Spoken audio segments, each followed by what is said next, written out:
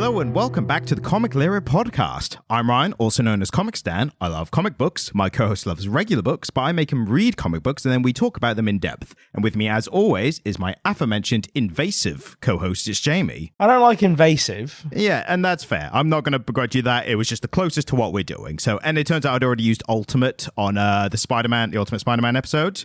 So Blew your load a little bit soon on that one, didn't you? I'm going to bleep that out. Right, what have I done wrong today?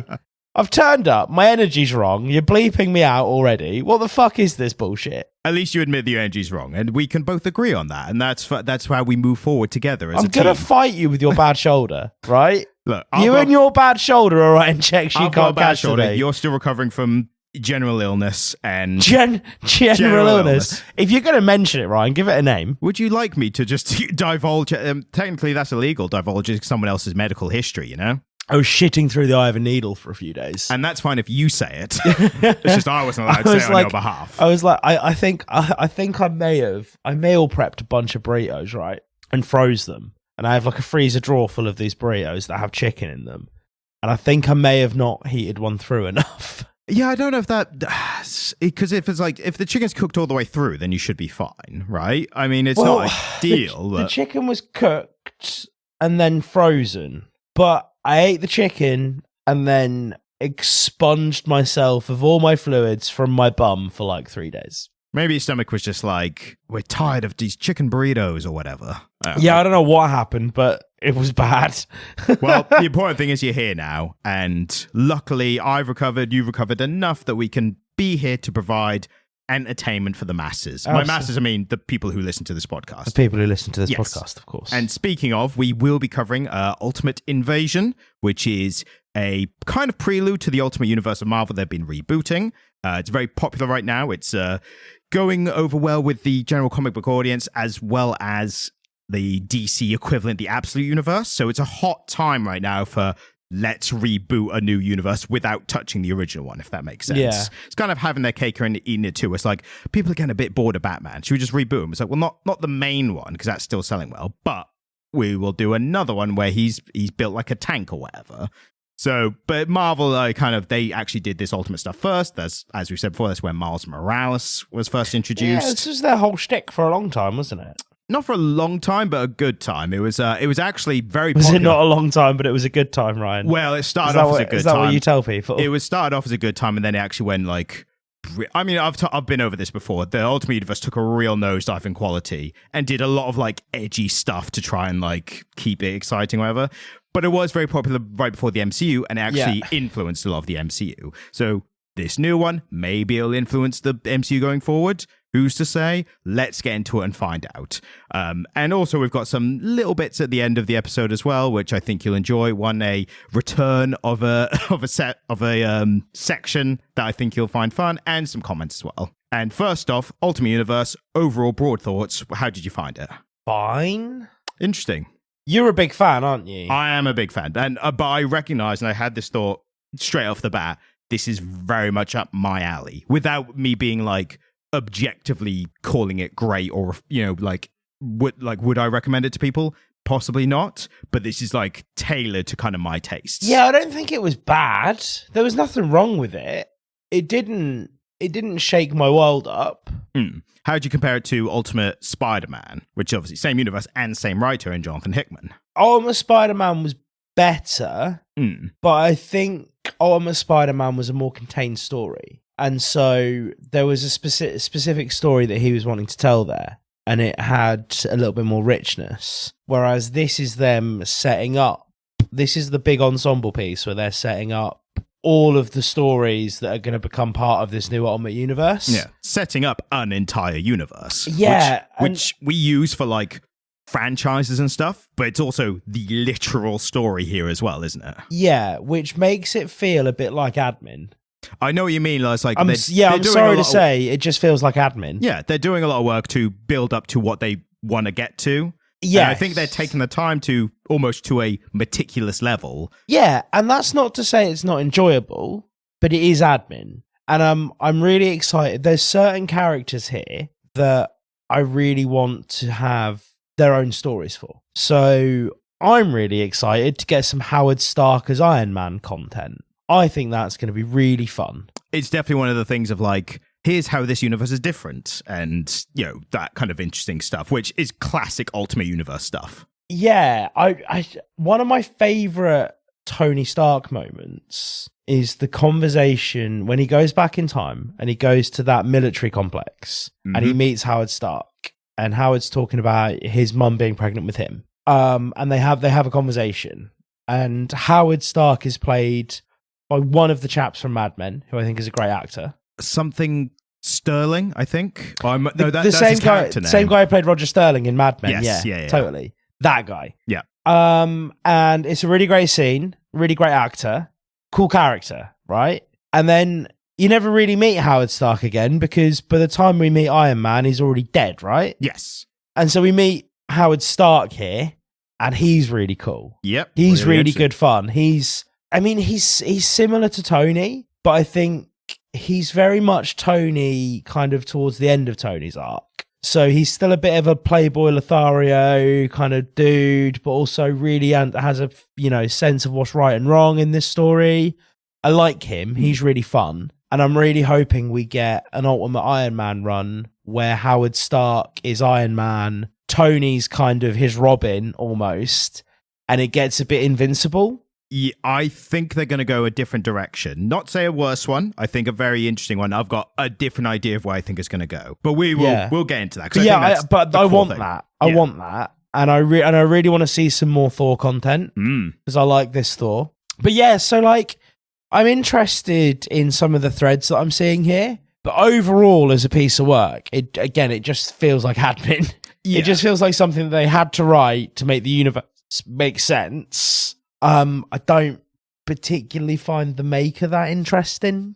Oh, I find the Maker very interesting, but that's because he's been a kind of because I did not read original Ultimate Universe stuff when it was coming out, and I haven't read most of it. Yeah. But since I got into it was literally just before I got into comics, because I got into comics around Secret Wars 2017, and that's when the universes were colliding, which ended in the ending of the Ultimate Universe. I feel like you got into comics before that, because we were reading comics together in like 2015, 2016 at work. So I think it was just leading up to that, and even at that point, I wasn't reading the Ultimate stuff because I was like trying to I was dipping my toe in like the mainline stuff. Yeah. And I didn't even follow like the proper lead up to Secret Wars until it kind of happened. Yeah. But what was interesting is since I got into it, the Maker has been a character who's kind of been appearing sporadically across titles, like never his own title or anything, and barely at all to call him like a recurring character, but he's had like cameos, like in the Avengers films where they were like building up Thanos and he was in like post-credit scenes and stuff like that. Yeah, he was appearing so sporadically and occasionally, and I would see him in comics, and I definitely didn't see all his appearances, but I would see him a couple of times. I go like, who is this guy? Like, it's crazy that like he's not and I then learned who he was, and I was like, that's crazy they're not using him more, because he seems like a big villain for like a thing, but he was never positioned as anyone's like big bad enemy at any point. Yeah. And now this is all coming to a head, and I feel like my investment in comics generally, in Marvel comics, is being rewarded. It's like, that guy you saw a couple of times who's like really weird and mysterious, now he's doing stuff, and I'm like, finally. So I think I'm coming at it from a different way. And I think this is one of the things that's fun about this type of title and these big universe reboots and these alternate universe things, is it's lots of little nods for the fans. For the hardcore fans who buy a lot of comics, read a lot of comics, consume a lot of comics across a lot of different titles, you're seeing characters who other people wouldn't have necessarily noticed. And you then get the payoff of alternate universe versions of these people. Yeah. And so, seeing Howard Stark, for instance, or seeing, again, like a different version of Reed, whatever his name is. Reed Richards. Reed Richards. Yeah.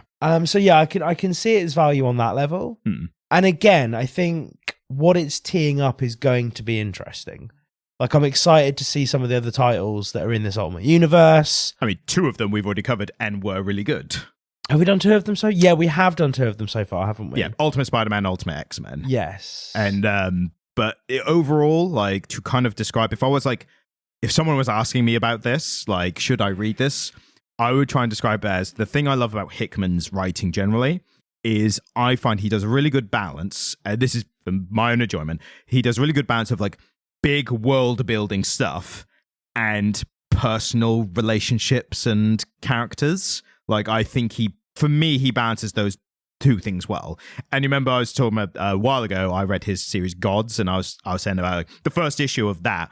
It's like the world is ending, and there's a plucky, mysterious main character who's a bit Sherlock, a bit House, like a bit like, oh, we don't know what to make of him kind of thing. And I was like, this is a bit by the numbers. And there was 8 issues. I got to issue 8, and I was like, that was awesome. Like, he just sucked me in with like those aspects.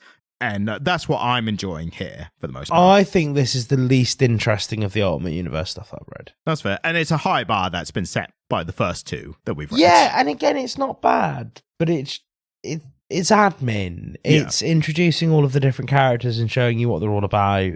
It's the fucking Silmarillion. I don't know if you're familiar with the Silmarillion. This time I actually am, but one you explained for the listeners, but it's the Lord of the Rings, right? Yeah. So the Silmarillion was unreleased in Tolkien's lifetime. His son found it, edited it, and released it posthumously. It is essentially the Old Testament, but for Middle-earth. It's the creation story of Middle-earth. It's how everything came to be and is. And it's a fucking slog. The Hobbit is fantastic. The trilogy is stunning. It's perfect in every way. Hot take, Lord of the Rings books, good. Yeah, right, I know. And then the Silmarillion, everyone bought a copy and everyone tried it because it was the new Lord of the Rings book and it was the last one we were ever going to get because Tolkien was already dead. And it was the fucking Bible.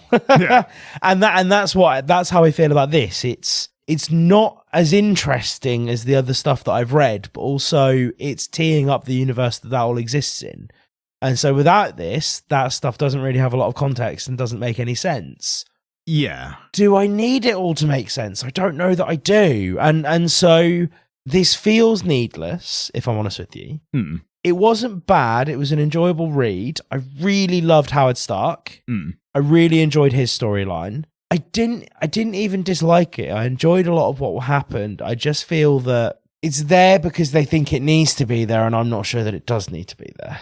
I think does that make sense? Yeah, I get where you're coming from, and I think that the difference here is it's the medium of comics is it's not that it needs to be there, but it's there for people who want it. Because, again, comics and everything, you don't need to read everything, despite what Marvel and DC try and tell you and try and do their crossover titles. No, there's a big event and Venom's doing a thing and there's a bunch of symbiotes and now everyone's got to get involved, even though it's mainly a Spider-Man thing and we're going to ruin Daredevil's, Chip Zdarsky's run for a issue or 2 because he's got to have a symbiote story, even though he was in the middle of a very important story where he was dealing with prison and stuff. But that's another podcast. Didn't Deadpool have a symbiote dog thing that was his kid? Yeah, they pushed the symbiotes on. It was all leading up to this Venom film that's just come out, but they're always building up to like symbiote stuff. But the main point being, this stuff is there for fans like me. Like, I appreciate it. There's people like me who appreciate it, but I think equally that, like, as we know, Ultimate Spider-Man, Ultimate X-Men are so good standing on their own feet that you don't need any of this stuff because this stuff came out before then. So you didn't need that to enjoy those. The only title I think this will be important to is it's a title called The Ultimates, and that is this universe's Avengers. Yeah. I think that one is the one that will rely on this stuff, but only that one. It's interesting, though, that most of the Ultimates are also in the Avengers. Like, we have a young Tony Stark, but we have Tony Stark as Iron Man in the Ultimates. We have Thor.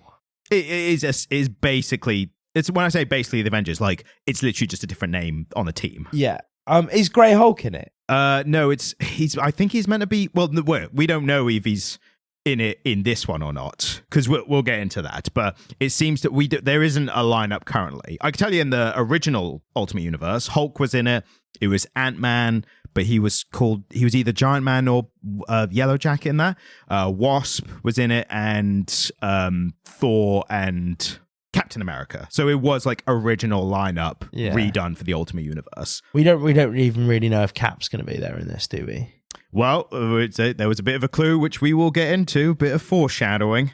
But we will get into comic credits just to credit those who... It's the longest we've ever talked about a comic book before But I think that, again, this has so much like initial big picture stuff that you can talk about without spoiling stuff, so which is unique to this kind of title. But so we've got Ultimate Invasion, which we will talk about for the most part, and maybe we'll touch on a bit on Ultimate Universe, which was a single issue afterwards. But Ultimate Invasion, 4 issues. I think we'll try and do it a bit chronologically, but we are going to jump out, and there is going to be spoilers. It's only 4 issues, so it's like if all we gave you just before now, if that didn't inspire you to read it, then you're going to get it spoiled. Yeah. But if you go away, read the 4 issues, then come back, then you'll get it all. But it's written by Jonathan Hickman with penciling by Bryan Hitch, ink by Andrew Currie, and color by Alex Sinclair. So interesting that pencil and ink are separate here. That's not normally the case for comic books. No. But sometimes the way with the Marvel ones, sometimes they get like every little job given out to like separate people for some reason. It would imply that they were in a bit of a rush to turn it out. Potentially, again, like they were ramping up to the big Ultimate title, so you might be on the money there. Yeah. And starting with the arting, I don't think there's much to say on the art. I was just going to call it Marvel House style. There were aspects that I did like. There was a scene early on where they're in a room with an alarm going off and everything's red, but then the blue black hole thing, and the contrast between the blue and the red is like that. For the most part, it was just serviceable. I think you'll agree with that. Yeah, it's just Marvel House style, isn't it? Yeah. Which is a shame because I remember quite liking the look of the Ultimate Spider-Man. And I remember really liking the way that the Ultimate X-Men looked. That one was the ultimate, like, for lack of a better term, that one was the epitome of, like, let's try something new because it's a different universe. I mean, if by something new you mean the way that Japanese comics have looked for 100 years. New for Marvel. Mr. Smartass. New for Marvel. That's why you pay me. That's why you have me here, is because I am a smartass. And you're worth every penny. Of the nothing that you pay me. I really like the way that they both looked. And so going into this, which again is kind of the flagship of this new Ultimate Universe, this is very much at the center of it. I found the art a bit boring. Again, serviceable for the most part, but there were moments I really liked. Yeah, again, not wrong with it. Literally nothing wrong with it. I have nothing to complain about. Everything was where it should be. Everything looked the way it should have done. It was just unadventurous. I think some of the concepts it denoted were interesting for the art style used for it. Like there's a prison cell early on, which I thought looked really cool. But again, that was more of the concept and it being executed okay, like rather than the art lifting anything. I think the Ultimate Universe could and should be the space that Marvel used to try out really new ideas, right? Yeah, I mean, they have one, so hopefully they will again. But what we get here is a Thor that looks like Thor. Yep. A Hulk who is largely based on, admittedly, a fan favorite previous iteration of the Hulk.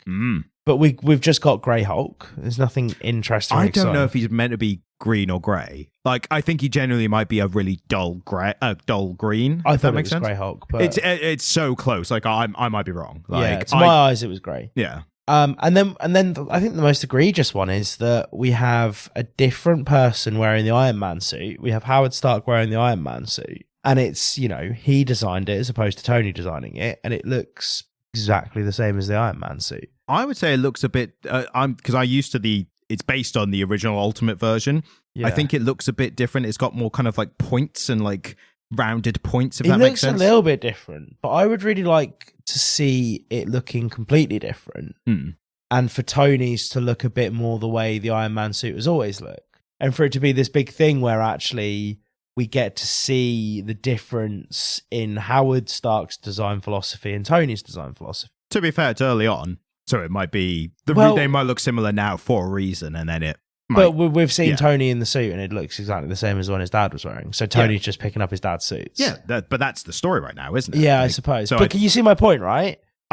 I get it from an aesthetic perspective, but I think from a story perspective, it makes more sense. What, that somebody else designed the Iron Man suit and it just happens to look identical to the way it looked when Tony Stark designed it? Oh, so with that specifically, then you're getting into the Ultimate Universe thing of like, what are the odds that these people are named the same? And like, well, yeah, I suppose. Then you get into the kind of larger conversation. But again, it was an opportunity for them to do something fun and interesting with a suit that, they have every option to change that around, and for Thor to look a bit different, and just for things to look interesting. And we didn't get any of that. And again, there's nothing wrong with that. It's, they're superheroes. They can make them look as samey as they want. But I would have liked to have seen some freshness. I would have liked to have seen something new and interesting. And it's kind of not really what we got. Yeah, I think they're towing the line between let's make it different, but let's not piss off the comic book fans. Let's make it different without actually making it different. Yeah. Iron Man's helmet is a tiny bit more pointy than it is before. That's very exciting. Which is Marvel down to a T, because I remember after Secret Wars, they were rebooting the entire line.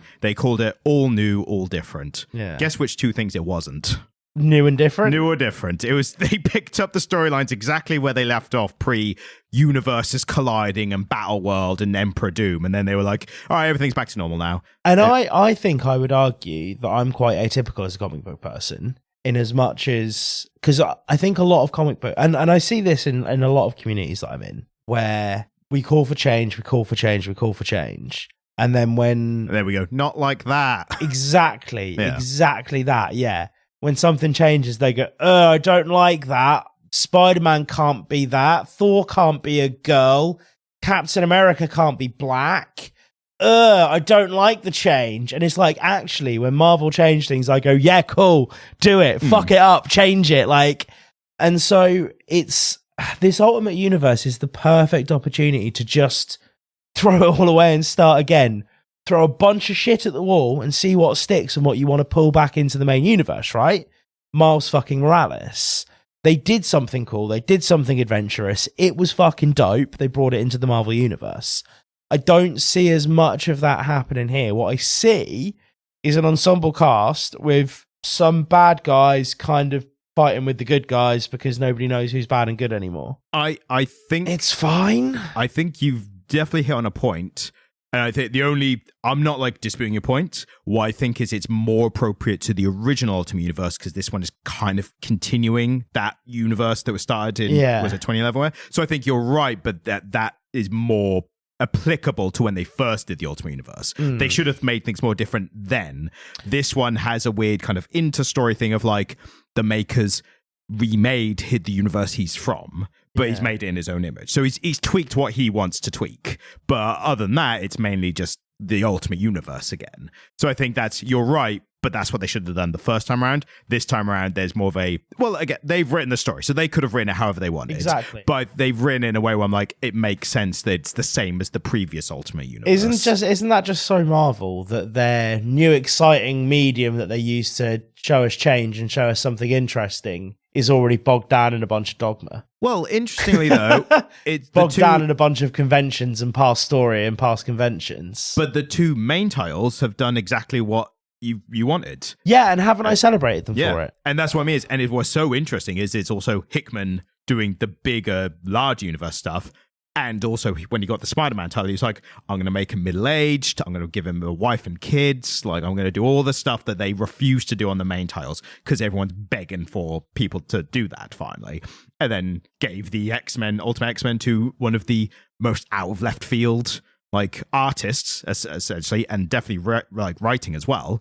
So they've done those on the main titles. Yeah. I guess, I don't know, maybe this is their version of a soft ramp in, where they're like, everything's the same, don't worry about it, everything's the same. And then when they get the main titles, it's and we've changed everything here, and we've changed everything here. But I don't know. That's purely assumption based on my part. Well, again, this is what I keep saying, is that this felt like admin. It felt like Jonathan Hickman being I just need to set this universe up. How do I do that? In terms of story... I was going to say, just on that, I think the reason I like so much is we've had discussions before about comics where I've nitpicked at things a lot. Maybe that's why I'm so drawn to this admin building comic, where I'm they're making sense of everything. We're getting loads of lore and backstory that will be picked up later. This is why I said earlier about I feel like this is tailored to me and my tastes. Yes. Because when we read comics where stuff doesn't make sense, or motivations or whatever, I'm or something's missed out. When we did Dracula, they just missed out an entire part from the original film and book, and they went, oh yeah, do you remember when we showed him his reflection and he didn't have a reflection and he ran off and turned into a wolf? It's that sounds pretty interesting. You could have shown that. That would have been really cool to see. Whereas this is over too much the other way of like, and now we see this happening, and now this character does this, and you're like, all right, can we get on with it though? Like, can we get to the more important stuff? No, and this is it, isn't it? It's a bunch of setup. The story itself. Are you gonna tell us, like, explain the story of the comic? Yeah, I can do that. I can do that today. So we see Reed Richards. Well, we see a bunch of special ops guys breaking into what we find out is a prison. Kind of a high-tech Dark Knight intro kind of version. Yeah. In that prison is Reed Richards. Turns out he has specifically chosen the 6 people who are breaking him out because he can genetically meld them together to make a decoy. Loved that concept. I want to talk about it more once you're done. One person was missing, and so the decoy ended up being a dribbling mess, which I thought was quite funny. I love those little details. Yeah. Yeah, and again, I quite like that little detail.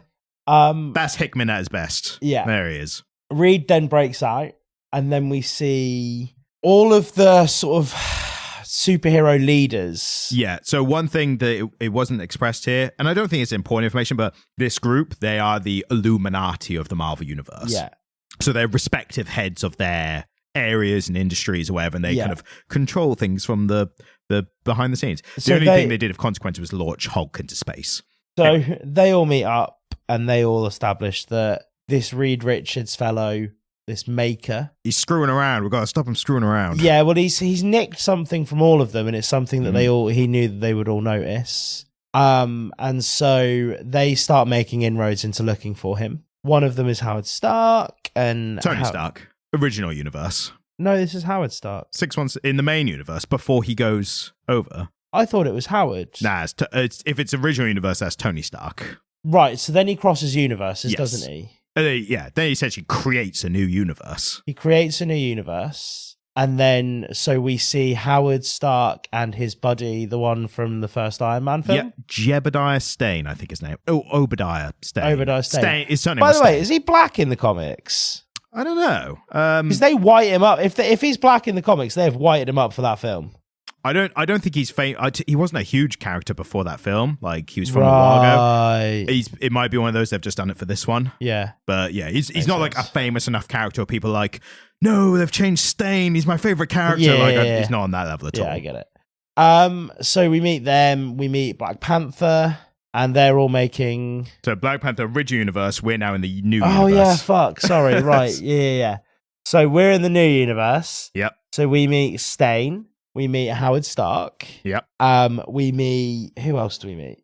Mainly them, and they are going to meet they're going to a big meeting in Latveria, and then that's where it turns out it's the Maker is like the big kind of emperor of the world, essentially. Yeah, so basically Reed has engineered a way for a bunch of the superheroes from his universe not to exist in this one. And for anyone who's confused, Reed is the Maker. Yeah, the Reed Richards from the Fantastic Four as the Maker, right? Evil Reed Richards. We get to this meeting, and Stane dies on the way there, so Howard has to join in, and he finds out that they'd been at war with the Russians, or, the Eastern Bloc or whatever, and he meets them, and everyone's cool with them, and he's like, why are you cool with these guys? They're the enemies. And they sort of say, oh, well, actually, the Maker worked out that we couldn't sustain peace, and so each one of us is going to take it in turns to be the rogue state that's causing the wars. And we'll all be at war with them for a bit. And then it'll change over a few generations. But that way we can all have peace at home. And actually these wars are just kind of engineered and they don't mean shit. I love that detail making the world building, and especially the phrases rogue state mantle to it. The one state becomes the rogue state, adopts the mantle, and the other one goes through a performative regret stage where they're like, sorry, we did all that war to everyone. And it just retreats.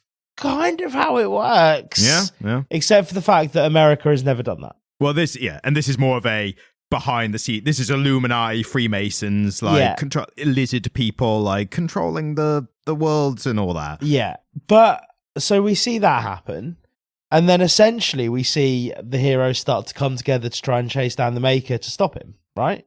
Basically, just Howard Stark by himself. Yeah, which is even more impressive. Yeah. So Howard Stark is disgusted by this and takes it upon himself to try and take down the Maker. Yeah. Essentially. Yeah, pretty much. And that's kind of the story, and we'll get into the ending towards the end of like how that leads into the Ultimate Universe. But get into the nuts and bolts of this, because I think that's the best way to look at this. We're not looking at like character arcs or anything as such. I just loved like the little details. The amount of, again, like you said originally, that first scene where they're breaking the Maker out of the prison. I love the amount of little detail of like, it turns out he'd like converted 37 psychologists to all like work for him and stuff. And that kind of stuff, I've hated that in like other media, like Sherlock, for example, you know, the modern Sherlock, where he had a sister who was like basically psychic. She was so intelligent kind of stuff. Like that was meant to be grounded and it went all crazy fantastical. What, the Benedict Cumberbatch? Yeah, Sherlock, the Benedict Cumberbatch one. In here, I'm like, totally accept that in this universe. Like if ever a universe to have a character who's so intelligent to do stuff like that, it's the one with magic and science and, you know, Hulk and stuff. The things I liked, things like the little details that I liked. Grey Hulk being kind of a reformed Hulk. So he's always Hulk, but he's intelligent and articulate. Yeah. And peaceful. Yeah. I'm super intrigued by Hulk. A lot of very subtle, and I genuinely mean it, subtle references to like rage and anger and stuff. Yeah. But Reed has installed him in this weird spiritualist cult. Yeah, probably like a Tibet kind of area. Like like Middle Eastern. Like it's implied that the Hulk has been indoctrinated with this Middle Eastern philosophy. And again, he refers to the Hulk as being like otherwise contained. So he couldn't stop Bruce Banner from hulking out. Well, that's the thing. I may know. Do we even know if it's Bruce Banner or not? It is. Yeah, we see it. Oh, okay. Do we? I don't know if it's mentioned. We definitely don't see it. He's always Hulk. He's referred to as Bruce Banner, though. Okay, I might have missed that then. Because I was like looking through, trying to be like, did they actually mention that? But I couldn't find it. But maybe the Maker talking about him in third person. I thought there was a single panel of Bruce like doing his thing. Oh no, that's when he's doing like an explanation of like, I'll do this and I'll do this. Right, and he's like okay. talking and so we do see a Bruce Banner in an explosion kind of thing. I just don't know if that was then definitely the Hulk that we see or not. But the Hulk we see is described as being Bruce Banner. Right, I did. That's what I was looking for and couldn't find. And yeah, so I like that. I thought that was a fun, interesting detail. I've already talked about my feelings on the Howard Stark thing. How do you feel about having Howard Stark here? I thought it was really interesting, like just giving a new character like a center stage thing, and also we'll get into the ending. A lot of like what's going to happen from here on in. Yeah, I think it's cool seeing him being like the moral compass and him influencing Tony. Like, because they have a conversation where after he's discovered all this like plot of and the secret running of the conversation between Howard and Tony together, and he's like, "What would you say if we just ran away and hid somewhere and didn't worry about anything else and just quiet lives for the rest of our lives?" And he's like, "Sounds great, but you wouldn't do that." Yeah. And he's like, "Well, yeah, but we might have to." It's Obadiah's funeral, isn't it? Yeah, and he kind of explains like what's going on, and Tony's one who's like, "I think you should fight."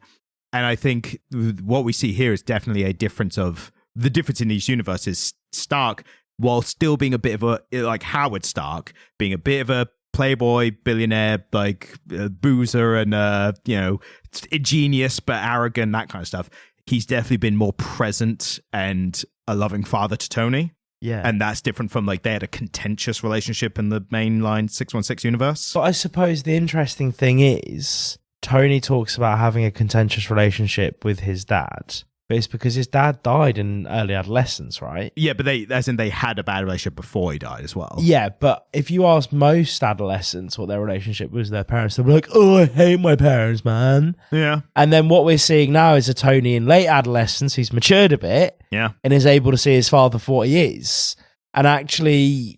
Yeah, so I think that relationship's really interesting. The fact that we see it both different ways is a testament to like it leaves that room. Yeah, and it does, and I enjoy. I must admit, the Howard Stark stuff was the stuff I found probably the most enjoyable, and his relationship with Tony was really fun. Yeah, we've had it a lot. Father-son stuff, father-son superhero stuff. I mean, it's a staple of Marvel like these days. Yes, it is, isn't it? But again. We've never had Howard and Tony, I don't think. No, not to this. Well, they've done a lot of stuff in the past. There was at one point in the mainline universe, and I don't know if it's still canon or not, where it turns out Howard isn't Tony's biological father. Fun. And I think people received it similar to me. I was just like, what's the point? Like, why? Like, Yeah. what? It didn't. It seemed like one of those like, ooh, shock thing. And I was like, I don't care. Like, that's not interesting enough for me to. If anything, you're just kind of ruining what's already there. You're not really replacing it with much good. But I don't know. It seemed pointless at the time. And he's got like a half brother or a step brother or something, and they've not revisited it, so it's not important. Right. So it wasn't popular. But they've also not.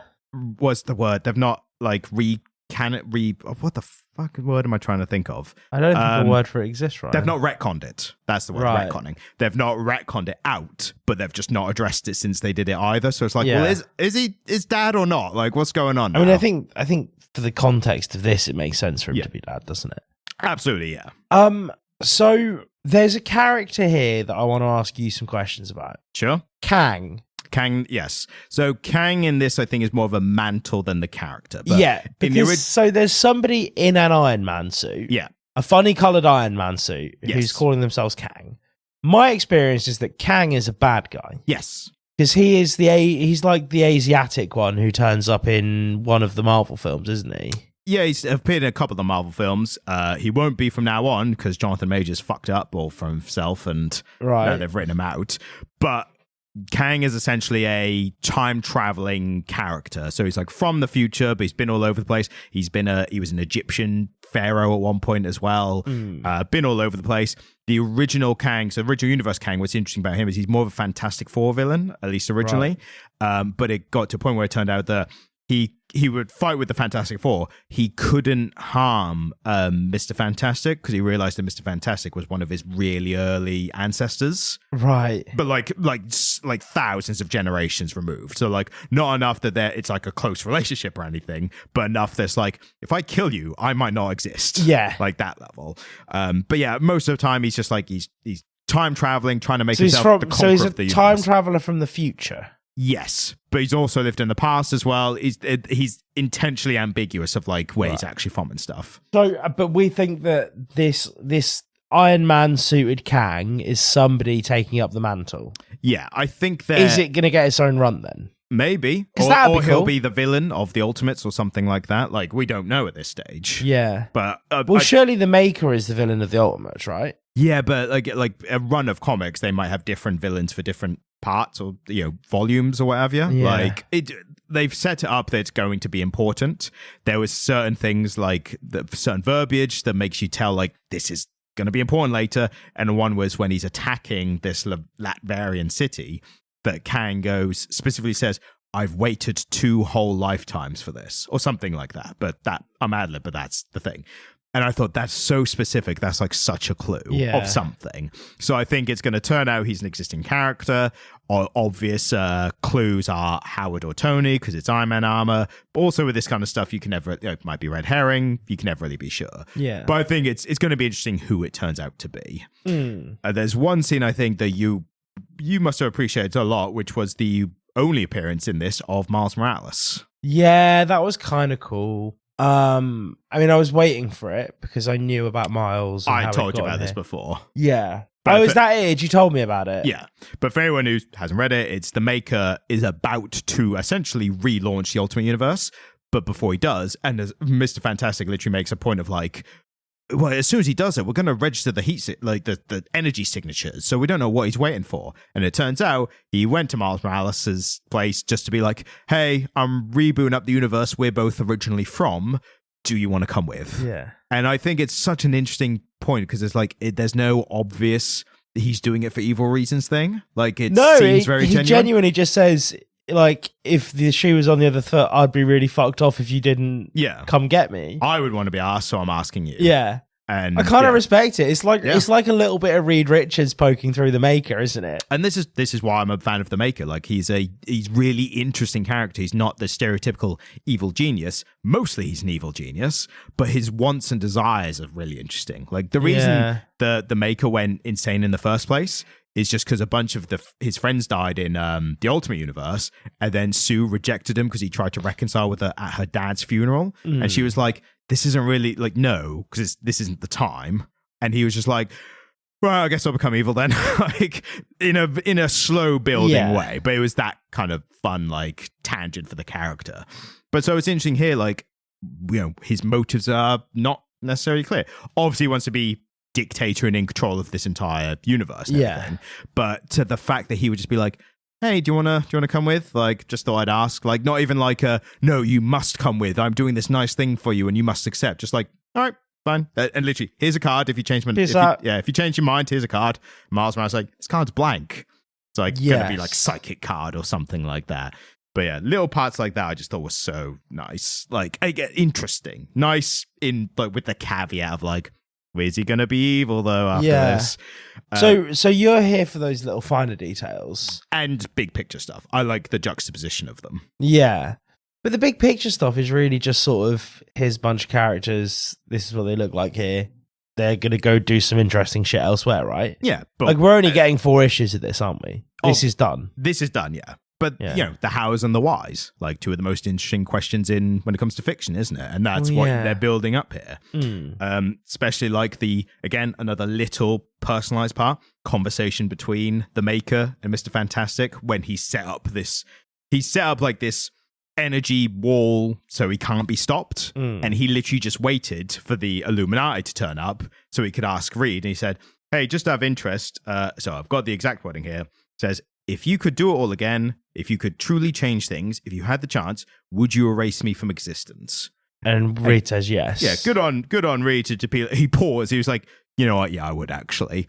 And then the Maker says, I'll keep that in mind, which is the most ominous thing a character like that can say after that. But again, prime example, little interpersonal parts against the backdrop of big universe creating things. Again, though, he had no interest in visiting anything bad upon any of those people. Yeah. He was just trying to get out and get gone. Yeah, just try to create... Well, so he didn't visit it on them, but you could argue he interfered in the lives of their Ultimate Universe counterparts, which then strikes more interesting conversation of like, is he created other versions of them to torment instead of doing it to the original ones? Like, again, like questioning the motives and wants and desires of this megalomaniac character, which I think is interesting. And people can jump universes here, can't they? Yeah, so here's the thing. I don't know if there are currently alternate universes. I think the reason for Secret Wars, they had this big thing called the Incursion, and that was where universes were colliding with each other. And you had this whole thing where universes were using interdimensional like nukes essentially to destroy a universe before they collided. Yeah. So it then became who's going to make it to the end, like who's destroying the other first, like what's they called, like a tournament, you know, where like a round robin. Yeah, that kind of like who's going to make it to the end. And then it got to the end of the Ultimate Universe and the main 616 universe, and then the Secret Wars battle world, Emperor Doom, all that stuff happened. So I think post that there weren't any alternate universes, but then they've done alternate stuff. They've done Spider-Verse with the other Spider-Man characters stuff, so there must be. That was just in film, wasn't it? No, they've done it in comics as well. They're not been great, but they've done it. Like, right, so they set it up in comics. Yeah, I think that, I don't know, maybe they've lost track of like, have we got other universes or haven't we? Like, I think they've forgotten themselves maybe, but at least like this confirms that they are or maybe it's just the Ultimate Universe that was destroyed and this specific one has been recreated. Yeah, I mean, Marvel play pretty fast and loose for that kind of shit, don't they? Yeah, exactly. And this is definitely this lends itself to like the way to read comics of like, just don't worry about if you're not getting everything, just focus on the stuff you like. Yeah, totally. And I think that's a really good mantra for this Ultimate stuff, because I think the feeling that I got from reading that first issue of the Ultimates, and again, I only really skimmed it. I didn't read it as carefully as you did. But again, that felt very much like it was setting a bunch of shit up. Yeah, exactly. That's why it was an isolated issue. And what I would much prefer to see is actually individual runs for each of the characters. I would prefer to see it the way that the MCU handled it, which is show me all the characters and then big crossover. And then give me the big matchup, right? Don't give me the big matchup and then expect me to care about the characters later. I suppose the way they're looking at it is like, because they're such well-known characters, that's why they're jumping they're alternate universe versions, though. So I kind of want to care about this new Thor and see all the interesting ways that he's different from 616 Thor, right? True, but I suppose from their perspective, they're like, people just want to see big team-ups, because that is the most kind of... And I totally get your point. Like, I'm not saying they shouldn't have done that, but I can see why they've gone the route of like, well, what's the most successful thing? big team-ups. Because one of the panels that I actually really liked from this was Thor paying homage to Loki with the Maker in the background. Yeah. And so they basically say, look, he's given Asgard to Loki to keep Thor down. And you're like, fuck, that's cool. Yeah. I want to read that comic. I want to read that comic where Thor is subject to Loki, right? Yeah, yeah. Like, that'll be a really fun, interesting comic. And they kind of just give us that story as a throwaway thing and go, right, anyway. And it's like, no. That's the cool thing. But it's not to say they won't revisit it eventually. No, and but that's the cool, interesting thing. The thing you've just shown me, giving me a peek at, I'm like, I want more of that. I don't necessarily care about. I would say there's probably a high chance of there being an Ultimate Thor title, Ultimate Iron Man title. I think they're doing Ultimates first because that's like the pressing issue of like the universe being created and stuff. I still think it's the wrong way around. But I think they're building up this big story to be like, they've discovered that the world is being run by a supervillain who runs the entire world. It's all hands on deck. Let's get the big guns together and deal with this like immediately. And again, I know what you mean where they could have written it differently, but it feels like if the creation of this universe is such a big deal, they could have done it either way. They could have been like, here's the universe and let's touch in on these other characters and stuff. I guess they did. And the Ultimates, like the Avengers version of this universe, I think that was like the most successful aspect of the previous Ultimate Universe. So they're quick so they to do needed that to hop again. in on it. But they could do both. They could do both alongside. But then again, that then waters down the big team up stuff. Yeah. Where it's like, we've got this big team up thing. It's like, all right, I've just got to go away for a few issues and do my stuff in the background, but then I'll come back. Like that kind of waters it down a bit. So yeah, definitely a preference thing, but I think they will do that stuff in the future because like that's like money on the leaving money on the table if they don't do an Ultimate Thor and an Ultimate Iron Man and whatever. Yeah, totally. Ultimate Captain America, which may or may not see in, as it comes out.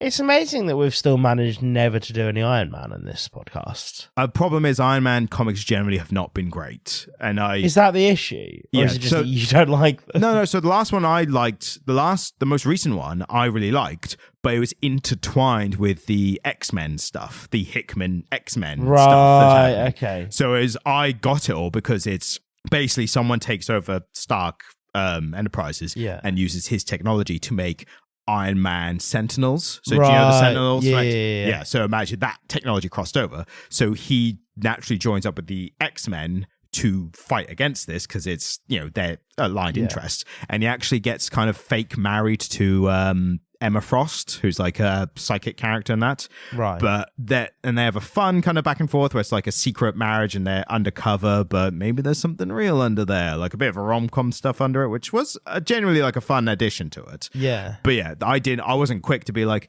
hey, you want to read Iron Man, you should read this, because it's like, it's set against the backdrop of all this other stuff that's happening with the X-Men. It would have been quite dense, wouldn't it? And I saw someone on Reddit summed up quite well as well, where a lot of Stark stuff is very much like has someone else taken over Stark Industries, or has he lost all his money, or has someone stolen the Iron Man technology and he's using it for nefarious means? Because it's normally just one of those rinse and repeats. Yeah, okay. Yeah, there's not a lot of innovative or interesting stuff happening with Tony Stark right now, or the Iron Man character. This is probably the most interesting Iron Man stuff that they're doing right now. Right, okay, so we are seeing... Yeah. But again, for me, I love the other one because it was X-Men adjacent. Yeah. But I think that's asking a lot for someone who hasn't was read that it the before. Al Ewing X-Men stuff? They started off Hickman X-Men stuff. Al Ewing took over a bit later, but it was mainly Hickman stuff, especially at the time. But yeah, it's definitely not someone I'd be like, hey, you want to check out some Iron Man stuff? Here's all the X-Men stuff that you need to know beforehand and all the Sentinel stuff. It's just interesting because I think he's the only big heavy hitter. Well, I suppose we've not done any Captain America solo stuff, have we? No, he had one recently which wasn't great. Started off quite good, really interesting, but it just got really weird. It was written by the same guy who wrote One More Day, Spider-Man. Oh. But it was good for a bit, and then just went really fucking weird. Because we've done a shitload of Spider-Man, bit of Batman, bit of Superman. We've done most of the greatest hits, haven't we, in terms of like the big superheroes. But we've never really gotten into Captain America. We've never really gotten into Iron Man, which I think is interesting because they are two of the biggest right now. But I suppose they're huge in the MCU. I don't necessarily know if they're huge in comic books at the moment. It's hard to say because they have like titles which run, I don't know if they've been handled the best, in the same way that like a lot of like mainstream Batman, Superman, and Spider-Man stuff just becomes like the same old. That thing where it's like, what's too big to fail? Like we can't. But that's maybe not the best expression use. But there's a thing where, well, this is one of our biggest selling titles, so we can't take risks with it in case we lose sales from it. Yeah. So they stick middle of the road. They don't do anything to rock the boat, and you just get kind of same old. Batman's been that way for a long time. The last time they did anything interesting with Batman was, in my opinion, was the Tom King run, and that was not well received. So like, you've changed a bunch of stuff, and they went back to normal. I want change, not that change. Exactly. Yeah. So I think that is the problem. They are considered in that realm of like, well, they're going to do well. Those titles are going to do well. And I think that's a big incentive to the Ultimate Universe being created. Let's do different, like, it's different stuff with some of the characters like Spider-Man, X-Men, as we've read, but let's not affect the main title stuff. Yeah, and I celebrate it in that, because if it weren't for the Ultimate Universe being there, we wouldn't get anything different. No, exactly. And so I don't, I think it would be easy to see it as a cop-out. And it kind of is to a certain degree. But it's valid in that it gives us, as readers, something fresh and something a bit interesting, whilst Marvel can, keep the lights on. Yeah, exactly. And I hope like the success of this stuff hopefully inspires them to like maybe bring it together and replace the main stuff with, because they've done this once before. Yeah, and we'll see how it goes. But the previous Ultimate Universe was like run by people who got to a point where they're like, let's just do shocking stuff to like keep it going. And it's like, that's not the way to do things. But the guy who was in charge of, I think he went off the deep end a bit on like personal stuff in his personal life and that kind of stuff. But I don't know enough to say for sure one way or the other. Just like there's something. Apparently there was meant to be another dude writing a lot of this Ultimate Universe stuff, but then he had a car accident. I read some stuff somewhere while I was doing a bit of research today. Yeah, I remember reading something like that. I don't know exactly. So I read a Wikipedia article about the Ultimates, right? Right. And it was like, oh, there was this other writer who was supposed to, be writing on this stuff. And then he had a car accident and couldn't do it anymore. And it all went to John Hickman. I was like, oh, okay, cool. And then I went to the source for that from Wikipedia. Right. Which we've established is right and honourable source of all knowledge. Yes. And the source was like this mad fucking blog expressed in really poor English, which was like, oh, but we caught up with him after San Diego Comic-Con and he privately told us that all of his comic books got taken away when he got hit by a car. And it's like, this seems like a fucking conspiracy theory. Yeah, that's why I meant by like, I've heard stuff of that, but nowhere near enough to like concretely say. It just seemed a bit mad. I don't remember the dude's name, and I'm not going to say it on the podcast because I don't want to like get into it. But yeah, it just seemed a bit weird, and I was like, oh, I can see why Marvel would maybe want to distance themselves from that dude right now. But then if they did get Hickman in instead, I think that was like a great choice because he is really good at this kind of stuff, and he's done it before. Especially liked his writing here with Howard like learning and getting up to date with all the makers like big plans and stuff. Prime example of this I thought was great was how quickly he got on board with the time travel concept. All it took was all these clones, and those are clones of the original Ultimates lineup. Captain America, Giant Man, Vision. There was like old Vision there as well, White Vision for some reason. But he gets them in, they're like, we can interrogate these people, and the maker's like, no, they're like genetic clones. They're like programmed, like they're not worth shit. And just to prove it, it's like we've tracked down their lineage to the genetic material that created them in the first place. Here's their ancestors from our time. And they just murders them in front of Howard. Howard's like, what the fuck's going on? And then all the genetic soldiers melt. Yeah. And I just love that Howard's like, right, so, okay, he's going to try and attack you then when you're a baby, because that's how it works now. Like, he's just very quickly like, right, time travel's real. Like, let's immediately configure up the thinking to that level. Like, I really appreciate that.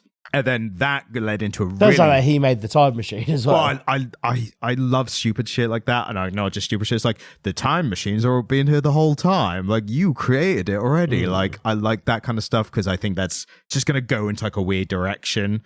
But then you get that reveal of the Maker's face being like missing. Like, like a quarter of it missing. Yeah. And I think what's especially good at that... Not his face. It's like his head. It's the bit of his head that would have his fucking brain in it. Yeah, exactly. And he said, I worked out a way to distribute my organ and my brains equally throughout my body. And I was like, that's a fucking weird thing to say. Yeah, but that's a great use of the Mr. Fantastic powers, because if you can like stretch and move your body, like makes sense that you could do other stuff like that. Like you could stretch your intestines. Yeah, those are his powers, aren't they? I forget that. I thought he was just like had Superman powers. No, and that's what's especially interesting is, like Mr. Fantastic, but even to a further degree, he rarely ever uses these powers like properly. Like there's one point like towards the kind of fourth issue like main fight when he actually uses them, and it does just come across like he just doesn't even give a shit about those powers. Like it's intelligence. He uses it obviously, as he says, when he needs to prevent being assassinated, but it's just so interesting that he like just rarely ever uses them at all. Like credence to the fact that Mr. Fantastic, his real power is his intelligence, and not the bending stuff is just like, oh, I'll use it if I have to, but I'm not really that bothered about it. But that reveal, I think for me, it kind of ties up a knot. So you know, meticulous me, I'm like, how does this work, kind of thing. I thought especially with this character being so insanely intelligent, the idea that he was like kind of tricked, or he didn't see stuff coming towards like a post this point onwards. Yeah. And I think you could argue here that the explanation for that is because he's been shot in the head. Yeah. And he says like, oh, I redistributed my brain. And like, yeah, I believe you. But he says he's lost all his memory. Losing memory, and he's like getting confused a little bit. And I think that perfectly sets up this idea of like, here's how you take this character who's achieved so much and has like seemed to have set up like all these fail safes and everything. Here's how it's going wrong for him, because he got shot in the head because he didn't see it coming. And I love how you see that later as well. Like, they like show that later. He gets to the end of the universe. He's like, I just want to see what's here. Like, end of the universe. What's going on? It's like Kang. It's like, yeah, I knew you were going to be here. Bang. It's like, oh, bollocks. I didn't see that coming. Like, fair enough. You didn't know what was going to be at the end of the universe. You didn't know there was going to be a Kang here. But yeah, love the little details like that.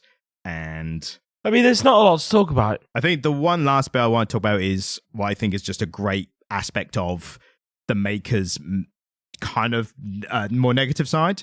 The fact that he's basically trapped this universe's Reed Richards and sealed his head in a Doom mask. Yes. I think that's really good character aspect of like, the Reeds have these enemies, which are the Dooms, but the Maker became his Doom instead, like kind of replaced Doom and became the big bad. Yeah. So now his enemy is the good version of him, or the original version of him. So he's like, right, you're going to wear the antagonist's face, essentially, even though I'm the evil guy and you're the good guy, but like, I'm going to put that on you now.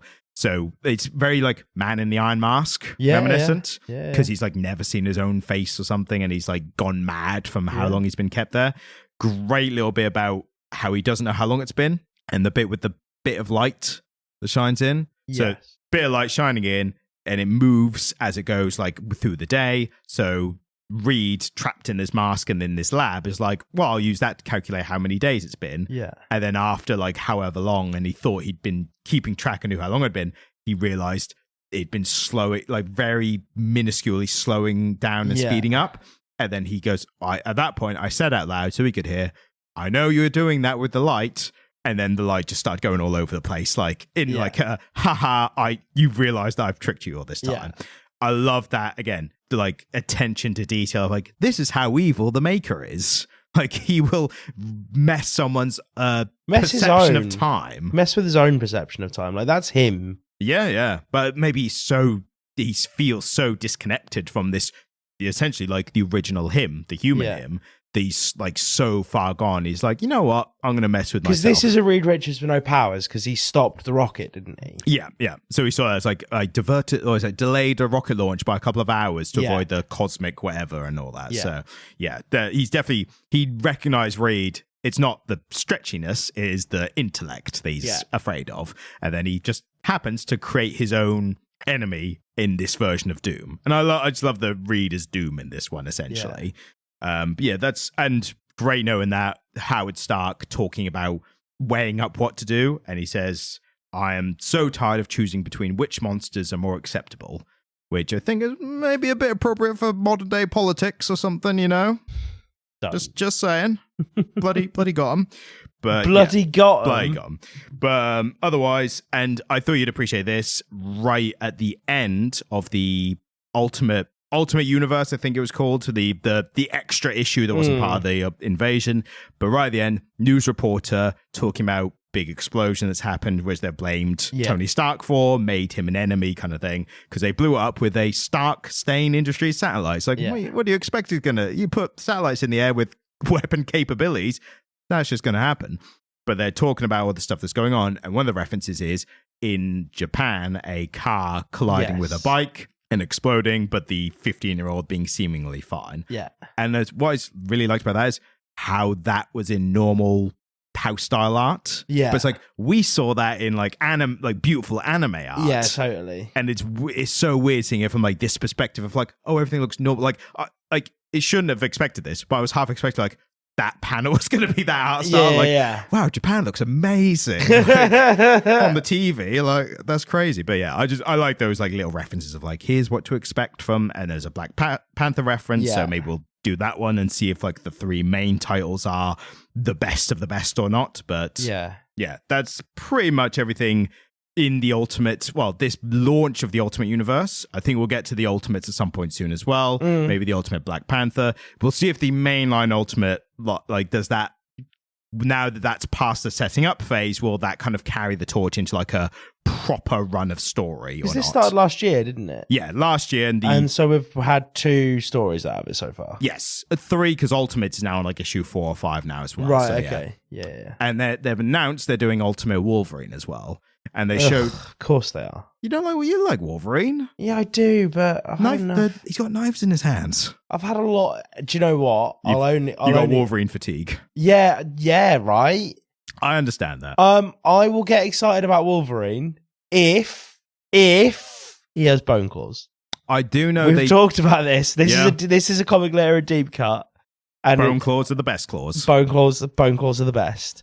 So if we get Ultimate Universe Bone Claw Logan, I will be happy. I will accept Short Logan. I will accept nothing else. Well, it's interesting you say it, because this comes back to I want it different, not like that.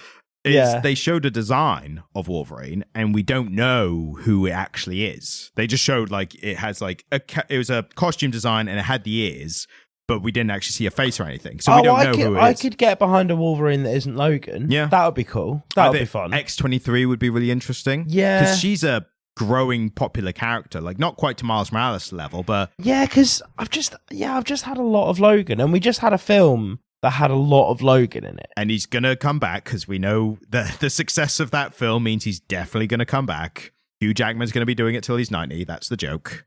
Oh, yeah, it's a shame, isn't it? It's a shame because he was so close to retiring. Yeah, but only because he didn't have the opportunity. He always wanted to do this, but he just never got the opportunity. That's why he came out of retirement and just like, this is what I want to do the whole time. Like, I wanted the costume, I wanted to swear, and I wanted to be violent, and he got some of that, but not quite. Yeah. Do you know what? Something that keeps coming up, some content that it keeps serving me is like, this is a massive tangent. On this podcast? Yeah, right. How dare you? Physique creep.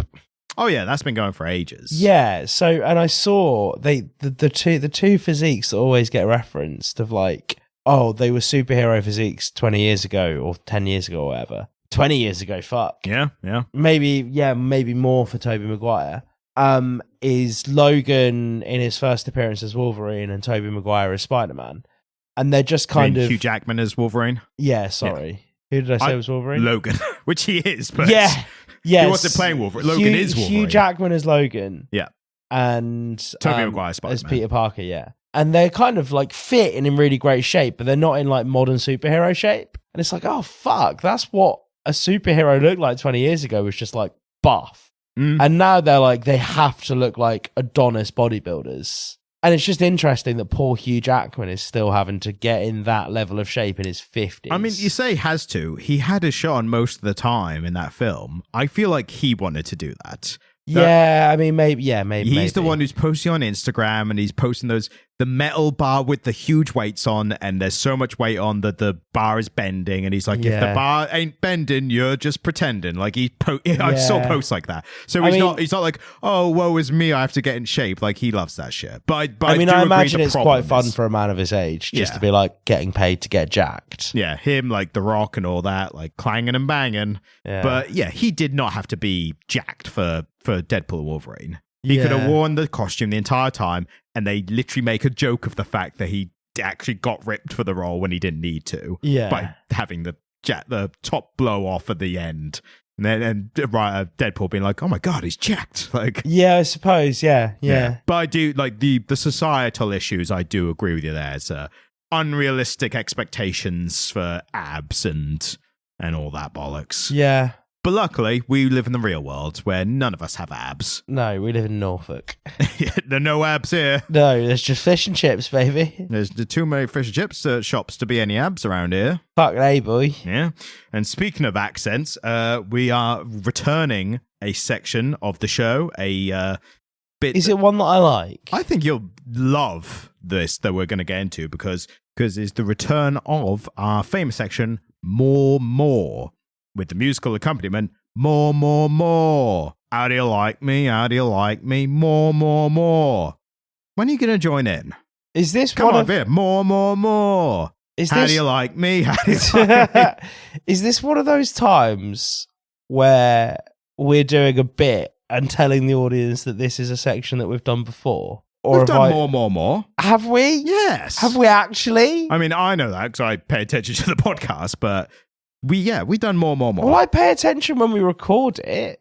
And then it immediately gone as soon as we stop. Because I don't have to edit it. That's fair enough. But that's why, take my word for it, we have done more before. So this happens quite a lot where people will message me and be like, oh, cool bit in the podcast that you make.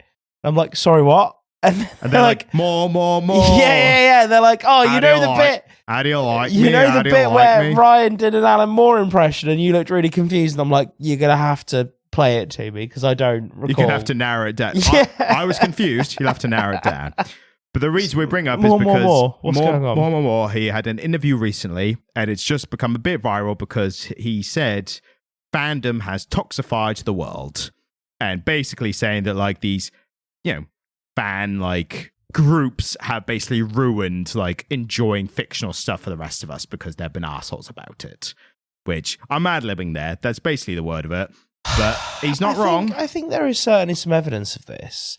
Do you remember at the height of the Rick and Morty thing, and there was that idiot in McDonald's... Szechuan sauce guy. Yeah, jumping up and down on the counter demanding Szechuan sauce, and it became uncomfortable to tell people that you watched Rick and Morty because they assumed that you were that. But that essentially has not really stopped. So what is really interesting, Ryan, and I haven't told you this yet off air, but I'm going to tell you now.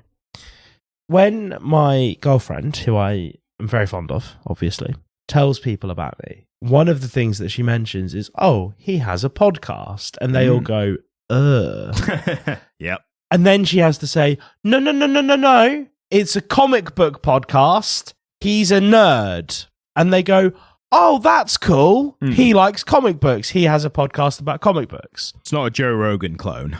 Yeah, exactly. Well, exactly that. Yeah. Yes.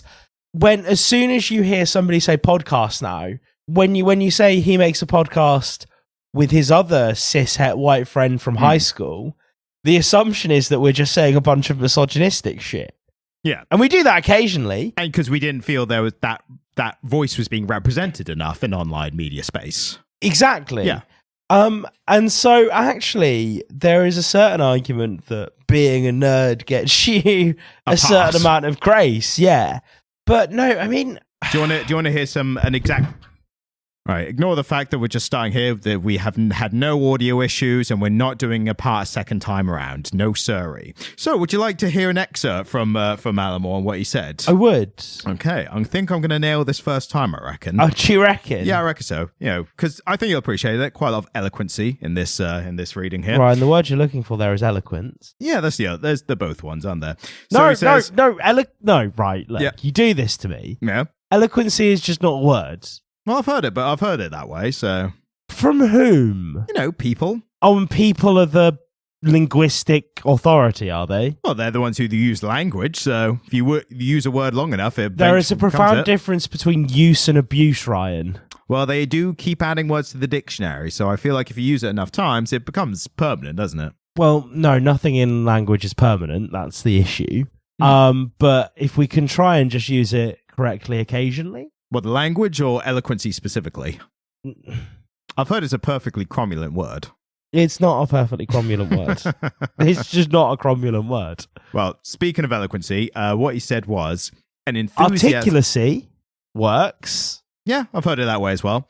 So no, that's not. That's not. This isn't subjective. So he says, an enthusiasm that is fertile and productive can enrich life and society, just as displacing personal frustrations into venomous tirades about your boyhood hobby can devalue them. Quite liking something is okay. You don't need the machete or the megaphone. Should have done the accent, but I forgot like halfway through. But anyway, He's pretty much on the money, as most people agree. That's articulate, and I'm inclined to agree.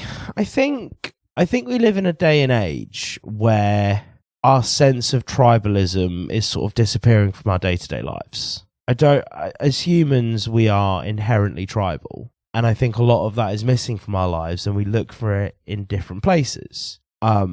Sports teams are an obvious choice. We have the software in us for it, but we don't actually need it as much anymore, so we're just putting it onto other things. Exactly, yeah. We are tribalistic creatures by nature. But we don't live in tribes or communities anymore. And so we have to find communities. And a really convenient and easy community to become part of is a fandom. Yeah, a franchise or, a media franchise that you like. And so people invest a lot of their character in that. I am a comic book nerd. Specifically, I am a comic book nerd who likes Batman. Look at my Batman pajamas and my Batman wallet and all of my issues of Batman and my Batman socks. Yeah, and you are literally wearing fucking Batman socks today. I'm the guy Alan Moore's talking about. Like, if you'd caught me on the right day, I'd be wearing a pair of Pokemon socks. Yes. And so we invest so much in these franchises, and for some people, they become really central to their character and their personality and who they are. And so when something happens that you don't like, it's anger-inducing, right? Yeah. I don't think it shouldn't be to the level that people do, but yeah. No, but it is. Yes. And there's that old adage that and this is going to take a real dark turn, but domestic violence shoots up when England is playing in international football tournaments. Yeah, I also think fuck those people. Like, getting upset about a game, fucking children. Fuck those people. Yeah, exactly. But again, it's something that if you invest too heavily in something and you invest aspects of your character in something, when something you don't like happens, it is going to elicit that response. And so Alan Moore is he's really hit on something here that I think is dangerous in humanity. And you can extrapolate this out on a wider level. So, I just used a pretty severe example with international football in the UK. A closer but similar level example would be like actors getting death threats for how their character was written in a film. Like Star Wars has had that a lot. Totally. Luckily, not so much in the MCU. There might be examples I'm missing, so potentially, but I know for a fact it's happened in Star Wars. Yeah, and it's interesting because again, it's a perfectly natural human trait, which, to be honest with you, really supported the survival of our species in a certain time. Connecting as tribes and connecting as groups that were smaller than the race in its entirety, but bigger than a family unit, allowed humans to survive. Yeah. And so our instinct towards tribalism is very natural, and it's an evolutionary offshoot, and it's something that really helped preserve our species. But when it gets to the point that the tribe you exist in is a few million Batman fans, and you're getting real big angry over the new Joker film, I don't think it's productive. And the problem especially is it is always the loud minority in these kind of cases, because you could, especially things like this, like just consuming films, comics, video games in your own time, just enjoying them, and maybe you go online and you just speak to people and just have a back and forth about like, oh, I like this part, oh, I didn't like this part, oh, I didn't mind that part actually, like that kind of stuff. Totally under seen, underreported, because why would it? And then you get the one nutter who's like, actually, I'm going to fucking send death threats and be extremely prejudiced for whatever reason. I'm going to harness my prejudices into this fandom. And then people go, oh my God, look at what comic book fans are like. And it's like, yes, there are a bunch who are really bad, but there's way, way more who are just enjoying it and getting along with it. You know? Ultimately, we do this shit for fun. Yes, exactly. So, but I thought it was worth bringing up anyway.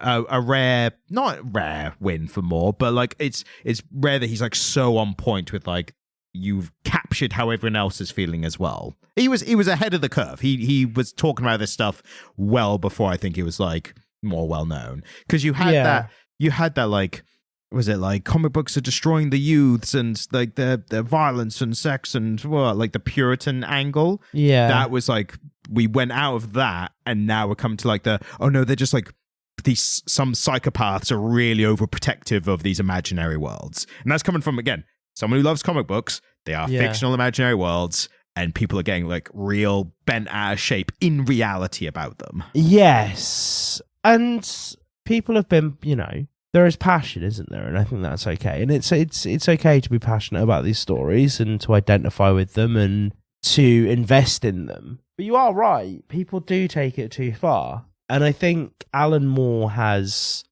come up against the sharp edge of this a few times. Given that he's done outlandish things with superheroes and largely to positive, response. But are you glad I made your favorite superhero into a junkie addicted? I can't remember what the quote was, but and this is it, isn't it? He, you'd think that actually he would be despised by comic book fans, because every time he gets hold of a popular comic book hero, he does something weird with them. But actually, Alan Moore is an example of a comic book writer who we sort of want to take risks. I read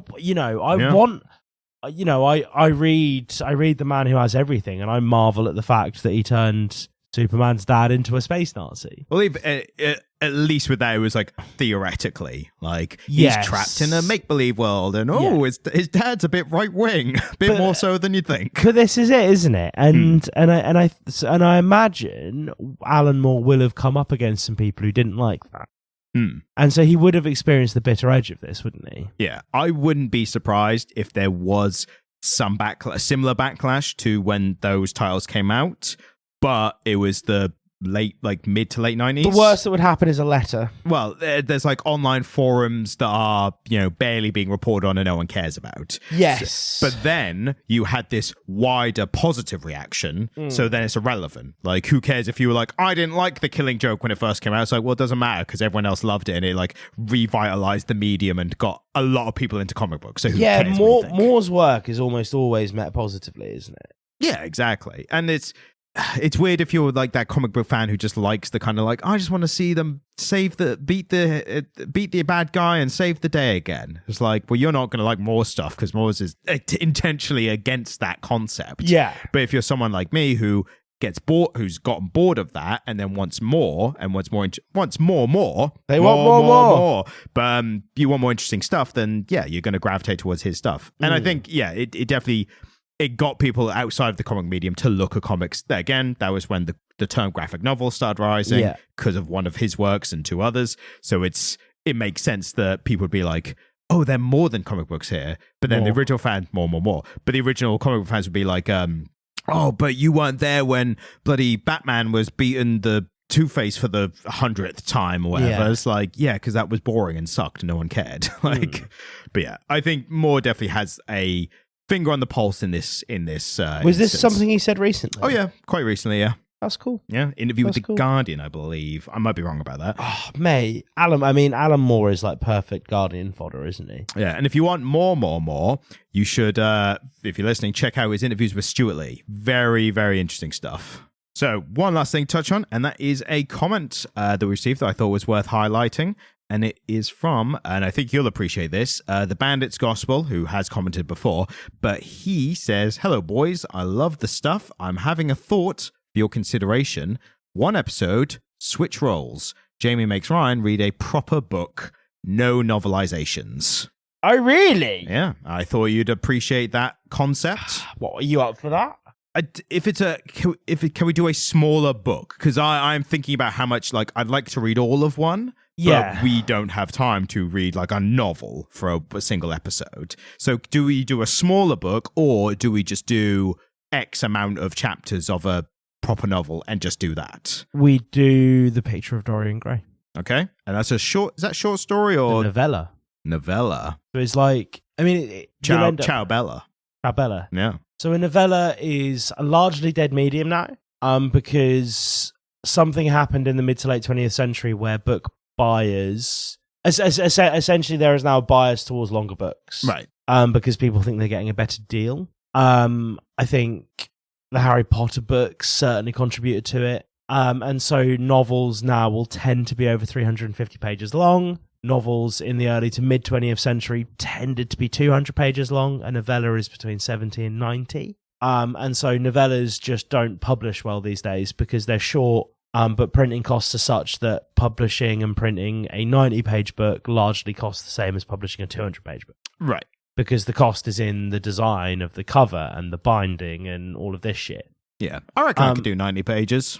Yeah, so The Picture of Dorian Gray is Oscar Wilde's only attempt at prose fiction. You know, the most I know about the character is from the League of Extraordinary Gentlemen film. Yeah, so The Picture of Dorian... So I think there are two obvious candidates. Well, no, there's three. There's three books that I would want to make you read. Okay. Not because I want to make you read them, but because I think they represent the novel in almost its perfect form. Mm-hmm. One of them is The Picture of Dorian Gray. Right. It is a fin de siècle novel, so late Victorian era, but it is very British. It's really sort of closely intertwined with British culture, and it's been referenced a lot in culture, so it'll be really familiar to you. Like, it'll be familiar but interesting, and it'll be a really fun conversation. Yep. There is The Great Gatsby. Bigger read. Yeah, twice as long, roughly 200 pages. Right. But skips along really quickly. The benefit of that is that it's an overwhelmingly very familiar story. You've already seen the film, I'm sure. Yes. And it is really great. There's a lot to talk about. It's nearly 100 years old. Right. It's published in 1925, so it would be 100 years old next year. And so we could do it right at the start of the year after the Christmas break, have a bit of time to sit and read it, and we could talk. You could give me your hot take on a now 100-year-old book, which is really interesting because when I first read it, 15 years ago, it was like a 85-year-old book, and now it's turned 100. It's aged quite considerably since I first read it, and it has aged in that time as well. Or we could read one of my absolute favourite novels by one of my absolute favourite authors. Is it Norwegian Wood? No. Again... I thought I was going to blow your mind, be like, I'd listen, yeah? We could do Norwegian Wood. No, say what you were going to say. But we could do Mort by Terry Pratchett. Ah, yes. And that's a closer to my kind of like fantastical kind of setting, isn't it? Yeah, this is it. And I feel like of the three, we would probably have the most interesting conversation about The Great Gatsby. I think we would have our most enjoyable conversation about The Picture of Dorian Gray. Right. Because we'd get to talk about Oscar Wilde and everything that happened there and how interesting his life was and how this book was a reflection of his life. And, it has a lot of interesting things to say about queerness and the world as it was changing at the end of the Victorian era and progressing into the 20th century. Like, it's a really fascinating book. But Mort is one of, in my humble opinion, one of the best things written in English. It's that good. And you will fucking love Mort. Like, you will love Mort. And you don't need to have read anything of the Discworld to understand Mort. Mort is really well self-contained. It's a stunning book. Like, you will love it. Yeah, I think I'm definitely leaning to the other two just because, for the sake of us doing an episode or something and it being a title of like, you recognize this. Like with Terry Pratchett, it's like the name Terry Pratchett, isn't it? Yeah. Like, it's the most famous aspect. Whereas Great Gatsby and Dorian Gray are like well-known stories in themselves. Yeah. I think the best time to do it would probably be in and around the Christmas break. So it could be like a bonus episode for like New Year's kind of time, maybe. Yeah. If we could release on New Year's Day, and that could be like, if we did the Dorian Gray one, it'd be the 100th. Like, is it the Dorian Gray was 25, or was that Great Gatsby? The Great Gatsby was 1925. So if we did Great Gatsby, it'd be like released on the beginning of the 100th year anniversary or something. But yeah, I'm up for that. Like, we might do a whole book, we might do part of a book. Like, we'll see when we get there. But we will do enough to get an episode out of it. Yeah, a banter episode, if you will. I think you would be able to finish and would enjoy any one of those 3 novels. The other thing is that it doesn't necessarily have to be something that I love. No, but I think it's better for you to pick this because of how much influence I have over the comics that we do. It makes sense that the book we do should be your choice, I reckon. I mean, so thank you. Who was this commenter? This was the Bandits Gospel 6461. The Bandits Gospel 6461. That was a great comment. Thank you. Really fun idea. I'm putting a heart on his comment right now. Yeah, really fun idea. Thank you so much. We'll probably do that. And this is something that I really want to make clear to our listeners right now, is that we are at a phase where we have just entirely changed our ethos about how we pick comic books. And it's a new day. Yeah, and that is a process we're going to be going through. And we've not really talked about it on air, I don't think. We did briefly last week, didn't we? Yeah, it's still in process. And so actually, any feedback from you guys is proper welcome at the moment. Because if you're enjoying any comic books right now, let us know and we'll cover them. Or if you're enjoying anything about the podcast right now, let us know. If you don't like anything about the podcast right now, let us know. Because as it stands right now, we are just making the podcast that we make. Yeah. We will accept anything except criticism of our segment more. That's the only thing that we will not listen to. Because that's beautiful and perfect in every way. And it has a jingle. More. How do you like me? How do you like me? Can I sincerely ask, though, is that the first time you've done that? I think I've done it before, at least once. What, the jingle? Yes, I think so. I don't remember it. I'm pretty sure I did it before because the joke was originally from The Simpsons. Like all jokes are. All jokes were done in The Simpsons first. Absolutely, yeah. And it's Mo with his like pop song that he kidnapped to produce stuff to make it. It's like, Mo, Mo, Mo, how do you like me? Mo, Mo, why don't you like me? Nobody likes me. Right, okay. But now it's more. So more instead of Mo. Makes sense. And now it's a cover and we own the rights to it. Yeah, absolutely. Yeah. Well, no, I think you changed the lyrics enough that we won't get a copyright strike on it. Yeah, it's fair use. Yeah, that's fair use because you changed the lyrics enough. Exactly. So, take it home, or would you like me to? Oh, I'm doing it. Okay. I'm just not doing it the way you want me to. Naughty. Don't at all. not on the podcast. Yeah, no. That's for when we're not podcasting, Ryan. Thank you very much for listening. As I've mentioned before, if you want to give us feedback, please do, because we're in a very transitional phase right now. And any feedback is welcome because we don't get enough of it, quite frankly. And we should be criticised more. We should be. We should be criticised more. And thank you so much for listening. And maybe I'll have a new video out, maybe I won't. We'll see. The tides have turned. Again, my shoulder, it made moving a mouse more difficult than it should. You didn't mention your shoulder on the podcast, though. Ryan hurt his shoulder. Yeah, we mentioned it right at the top. Did we? Yeah. So now who's remembering what was said or not said on the podcast? Oh, well, no, I've made it very clear that I don't remember what was said on the podcast. We mentioned my shoulder and your diarrhea. Oh, is that how we fucking opened this episode? I think it's how it started, yeah. It was near the start. With injured shoulder and runny poop talk. And that's how it ends as well. Oh, thank you, goodbye.